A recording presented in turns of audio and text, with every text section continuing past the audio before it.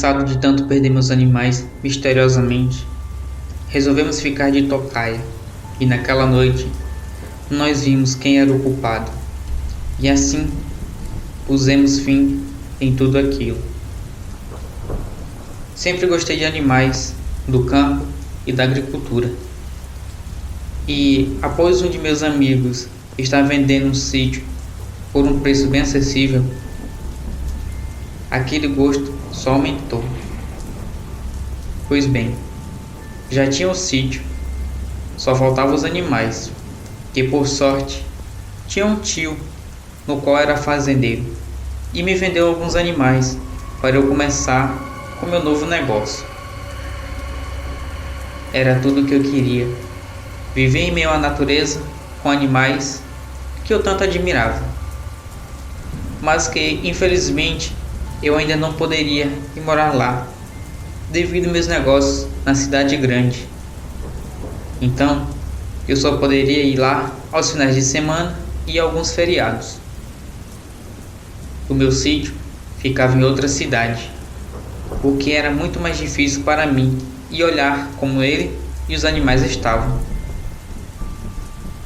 Todos os finais de semana eu tentava tirar um tempo para ir para lá. E então, para eu não me preocupar, contratei um caseiro para tomar de conta de minha propriedade, enquanto eu não me mudasse para lá definitivamente. Seu Roberto era um homem bem experiente no ramo e deixei meu sítio em suas mãos sem nenhum receio, pois ele trabalhou para meu tio por muitos anos e sempre foi bem falado. Depois de um mês desde a minha compra, fui visitar a propriedade e meus animais. Tudo estava muito bem cuidado. Os animais em um estado perfeito, digamos que melhor que na fazenda. A casa estava a coisa mais linda, bem limpa e bem cuidada, assim como sua volta. As árvores frutíferas em um estado de dar gosto de ver, carregadas de suas frutas.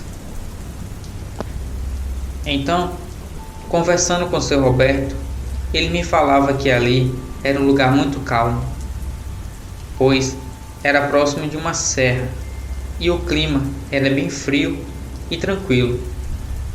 Nenhum problema ele tinha sofrido até então. Passei aquele dia todo lá, aproveitando minha folga e vendo meus animais pastando. A noite já estava chegando, começando a cair, quando aquele cheiro de comida típica da roça se espalhava entre a calma brisa da noite que se aproximava. Seu Roberto, além de um ótimo funcionário, era um excelente cozinheiro. Após a janta, fomos para a varanda prosear um pouco e, mais ou menos por volta das 9 horas, entramos e fomos dormir. Me acordei por volta das 6 horas com um cheiro de café e de capim molhado pelo sereno da madrugada fria.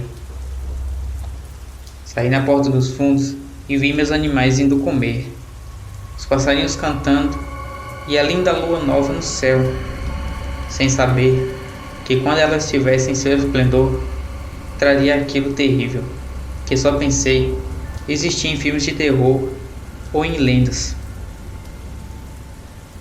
O dia passou rápido e logo me despedi de Roberto e fui para a cidade novamente tratar de meu trabalho. As semanas foram se passando e eu sempre que podia ia visitar seu Roberto e meus animais. Até que um certo dia, ao chegar lá, começamos a conversar e ele me falou algo que eu fiquei curioso. Enquanto tomávamos o velho café da tarde, ele me falou que meus animais estavam com um comportamento bem diferente de dias atrás. Pedi então que ele fosse mais explícito e ele me disse que estavam inquietos aos finais de tarde.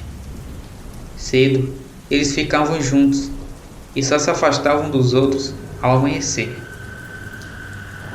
Poderia ser por conta do frio? Eu perguntei. Mas seria muito incomum, até porque já estavam acostumados com o clima. Poderia ser a aproximação de algum predador, até mesmo por conta da lua cheia. Fui até o local onde eles ficavam e vi que eles olhavam para o lado da serra, que ficava a cerca de 1 quilômetro de lá. A mata era densa e escondia algo que só os animais sabiam, e eu iria saber o que era. A tarde já estava se indo e a lua estava chegando, e com ela meus bichos espantados e olhando sempre para o rumo daquela serra. Resolvi ligar para meu amigo para saber se alguma vez ele já tinha visto algo de estranho por lá, mas segundo ele, nunca viu e nem ouviu nada demais. Voltei para a cidade e 2 dias depois meu telefone toca. Era Roberto. Dizia que um bezerro havia sumido de perto dos outros. Perguntei se ele não tinha se distanciado ou se perdido na região, mas ele me informou que andou por todos os lugares do sítio e nada do bezerro. Pode ter sido roubado, disse assim seu Roberto. Pedi então que ele ficasse de olho e bem atento a qualquer movimentação estranha por lá, e assim ele fez. Mais um dia, dessa vez um carneiro adulto. Já estava ficando preocupado com isso. Mais uma semana se passou e agora uma cabra sumiu. Dessa vez tinha pistas. Havia um rastro de sangue e como se ela tivesse sido puxada, que saía do curral e ia até próximo da serra. O mistério ficou maior, pois, cerca de 10 metros antes de adentrar a mata, aquele rastro sumiu, como se tivesse sido, digamos que, abduzido ali mesmo. Estava com medo e ao mesmo tempo intrigado. Os dias iam se passando e dessa vez o galinheiro que eu tinha construído recentemente foi atacado. A tela de arames foi aberta sem dificuldade e cerca de 3 galinhas sumiram e outras 4 ficaram feridas. Seu Roberto, ao ouvir o som das mesmas cacarejando, saiu para fora e viu uma sombra escura fugindo em direção à serra e sumiu na escuridão. De saco cheio de ter meus animais roubados, resolvemos fazer uma tocaia junto com seu Roberto, e assim fizemos. Era sexta-feira à noite. Cheguei no sítio por volta das 8h30 e seu Roberto já preparava um café bem forte para aguentarmos a noite. As horas foram se passando e às 11 horas fomos para uma janela no segundo andar que dava para ver onde os animais ficavam e também a serra. Enquanto nós olhávamos e esperávamos as horas passar, a madrugada já estava bem alta. Então, os animais no curral, que estavam tranquilos, começaram a ficar estranhos. Eu já estava cansado e quando ia dormir, seu Roberto disse para mim ver aquilo. Olhei para onde ele apontava e vi algo se esgueirando entre as moitas. Parecia uma pessoa bem forte. Então enxerguei meus olhos para ver se não era o sono e vi aquilo que se aproximava. Então disse que iria lá e seu Roberto disse que não. Perguntei o porquê de eu não ir até lá. Então ele me disse: não é uma pessoa, é um lobisomem. Lobisomem? Você está delirando? Tomou muito café ou está com muito sono, né? Não, é um lobisomem. Olha o jeito que ele anda. Aquela coisa quase caía no chão a andar. E ao se aproximar do curral, com apenas um salto, ele já estava lá dentro. Os animais ficaram alvoroçados e corriam para todos os lados, tentando escapar da criatura que tentava pegar os bezerros. Eu não queria acreditar, mas tinha um lobisomem e era ele quem estava acabando com meus bichos. Eu não tinha arma, mas seu Roberto estava muito bem armado. Ele já suspeitava que fosse uma criatura dessas, e então trouxe algumas armas de sua propriedade. Me entregou uma espingarda, enquanto ele ficou com uma pistola. Descemos as escadas e saímos pela porta da frente. Enquanto isso, a fera ficava a brincar com os animais. Íamos nos aproximando lentamente. Então, eu fui pelo lado de trás e seu Roberto foi pela frente. Então eu vi aquela coisa.